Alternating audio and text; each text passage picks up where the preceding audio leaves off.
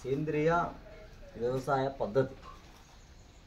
సేంద్రియ వ్యవసాయ పద్ధతి చేసే విధానం ఇది గ్రోత్ బూస్టర్. ఇది భూమిని సారవంతం చేస్తుంది. భూమిలో ఉండే క్రిమి కీటకాలను మంచిగా సజావుగా ఉండేటట్టు చేస్తుంది. అంటే ఎర్రలు వాటిని బతికించడంలో ఇది ప్రోత్సహిస్తుంది. దీన్ని మనం నారు పోసే ముందు పొలాన్ని అలుకుడు చేస్తామంటాం కదా. అలుకుడు చేసేటప్పుడు దీన్ని ఇసుకలో కలుపుకొని ముందుగా పొలం మొత్తం చల్లుకోవాలి.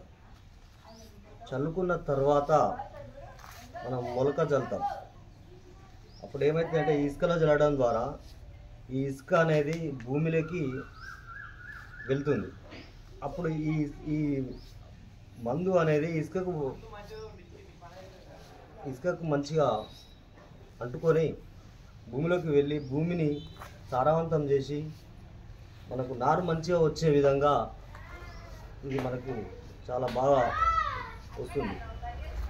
నారు కూడా చాలా మంచిగా వస్తుంది. ఇది ఒక నారుకు కాకుండా మనకు పంటకు